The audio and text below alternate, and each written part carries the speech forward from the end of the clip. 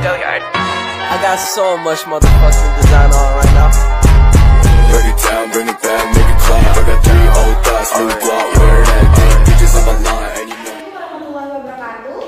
Waalaikumsalam warahmatullahi wabarakatuh. Selamat pagi teman-teman. Baiklah, pada pagi hari ini saya akan menjelaskan mengenai kependudukan dan angkatan kerja.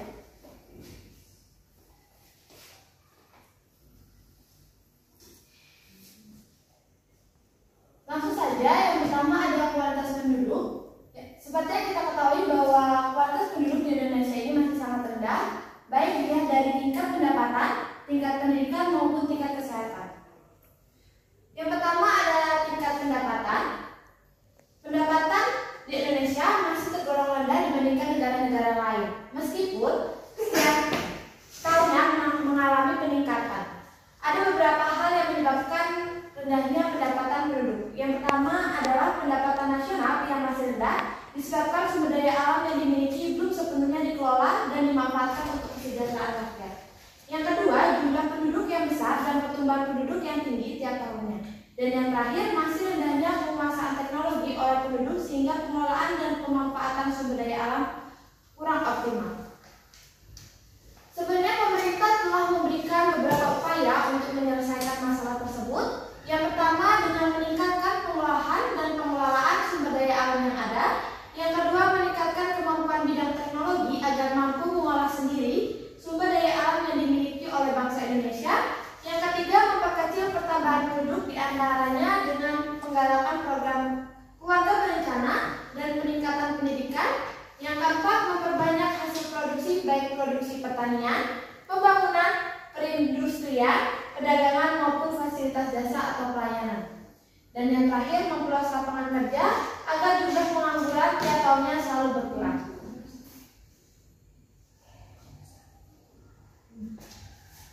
Selanjutnya pada tingkat pendidikan. Tingkat pendidikan di Indonesia ini masih tergolong rendah. Padahal pemerintah telah berupaya untuk meningkatkan mutu dari pendidikan di negara kita, seperti menggalakkan program beasiswa, adanya bantuan operasional sekolah atau biasa kita sebut dengan dana BOS. Yang ketiga, program wajib belajar dan lain sebagainya. Walaupun hal tersebut telah dilakukan pemerintah, karena banyaknya hambatan yang ada, maka hingga saat ini tingkat pendidikan di Indonesia ini masih tergolong rendah. Hal tersebut disebabkan oleh beberapa faktor. Yang pertama, rendahnya kualitas sarana fisik seperti sekolah dan perguruan tinggi yang gedungnya masih rusak, kepemilikan dan penggunaan media belajar rendah, dan buku perpustakaan yang tidak lengkap. Dan yang kedua, rendahnya kualitas guru yang amat memprihatinkan. Banyaknya guru belum memiliki profesionalisme yang memadai dalam menjalankan tugasnya. Bahkan sebagian guru masih dinyatakan tidak layak untuk mengajar. Kelayakan ini berhubungan dengan tingkat pendidikan dari guru itu sendiri. Dan yang terakhir, rendahnya kesejahteraan guru. Rendahnya kesejahteraan guru mempunyai peran yang sangat penting, di mana hal tersebut mempengaruhi kemampuan dari guru tersebut. Idealnya, gaji guru per bulannya sebesar 3 juta, namun di negara kita masih 1,5 juta per bulannya. Sedangkan guru bantu 465.000 dan honorer sebesar 10.000 per jamnya. Selanjutnya pada tingkat kesehatan. Tingkat kesehatan penduduk merupakan salah satu faktor yang menunjang keberhasilan pembangunan ekonomi. Tingkat kesejahteraan ini dapat dilihat dari besarnya angka kematian bayi dan harapan hidup penduduknya. Terlihat dari tingkat tingginya kematian bayi di angka harapan hidup yang lebih rendah dibandingkan dengan negara-negara maju. Faktor tersebut dapat digambarkan dengan banyaknya lingkungan yang kurang sehat, penyakit menular yang sering terjangkit, dan yang terakhir angka kematian bayi yang terus meningkat.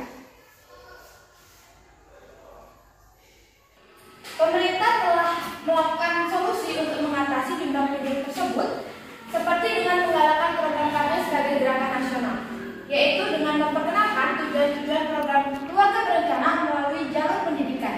Yang kedua, mengenalkan alat-alat kontrasepsi kepada pasangan usia subur dan menepis anggapan yang salah tentang anak.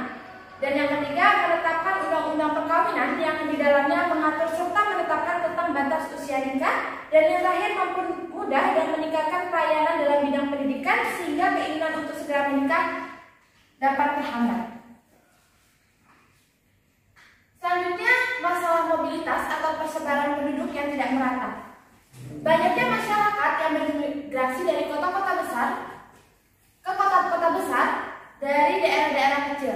Hal tersebut sebenarnya bagus untuk meningkatkan perekonomian di perkotaan agar semakin meningkat. Namun, untuk desa yang tertinggal, penduduknya tidak mengalami kemajuan sedikit pun, sehingga terjadi ketidakseimbangan antara pertumbuhan daerah perkotaan dan daerah pedesaan. Kepadatan penduduk adalah angka yang menunjukkan jumlah rata-rata penduduk pada setiap kilometer pada suatu wilayah negara. Faktor tersebut mempengaruhi penyebaran dan kepadatan penduduk tiap daerah. Hal tersebut disebabkan oleh beberapa faktor. Yang pertama, faktor fisiografis meliputi keadaan fisik pulau, misalnya keadaan tanah, iklim, dan cuaca. Dan yang kedua, faktor biologis meliputi keanekaragaman makhluk hidup yang ada. Dan yang terakhir, faktor kebudayaan dan teknologi meliputi kemajuan teknologi.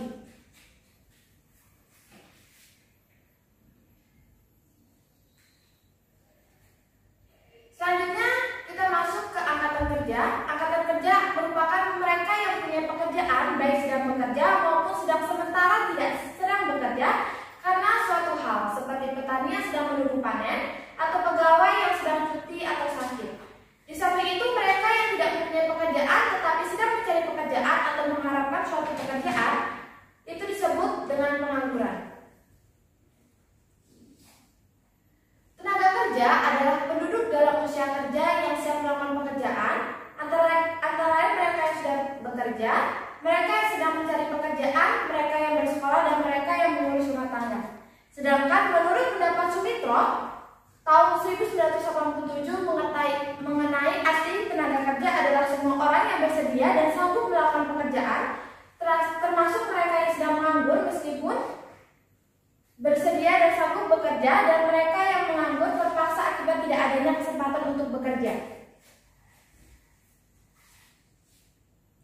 Jenis-jenis angkatan kerja berdasarkan pekerjaannya ada pekerjaan penuh, pekerjaan setengah menganggur, dan pengangguran. Pekerja penuh ini adalah pekerja yang melakukan kerja sekitar 8-10 jamnya per hari. Angkatan kerja yang termasuk golongan bekerja adalah mereka yang selama 1 minggu melakukan pekerjaan untuk mendapatkan penghasilan. Kalau setengah menganggur, angkatan kerja setengah menganggur adalah pekerjaan yang menggunakan waktu kerjanya yang kurang dapat ditinjau dari segi produktivitas, jam kerja, dan juga pendapatan. Sedangkan pengangguran, angkatan kerja pengangguran adalah seseorang yang termasuk ke dalam kategori angkatan kerja dari segi produktif, tetapi mereka tidak mempunyai sebuah pekerjaan atau sedang mencari pekerjaan. Ada lagi jenis angkatan kerja berdasarkan usia dan aktivitas kerjanya. Angkatan kerja sebagai salah satu kelompok masyarakat yang berada di antara rentang usia 15 sampai 65 tahun atau sedang dalam masa produktif. Akan tetapi tidak semua orang yang berada di usia tersebut masuk ke dalam pekerja aktif. Ada beberapa masalah dari angkatan kerja. Yang pertama, tingkat pengangguran yang tinggi. Yang kedua, meningkatnya angkatan kerja. Yang ketiga, mutu tenaga kerja yang rendah dan persebaran tenaga kerja yang tidak merata. Mungkin cukup sekian penjelasan saya mengenai kependudukan dan angkatan kerja. Ada yang ingin ditanyakan? Baiklah, hanya itu yang bisa saya sampaikan. Lebih dari kurangnya saya mohon maaf. Saya akhiri, wabillahi taufiq wal hidayah. Wassalamualaikum warahmatullahi wabarakatuh.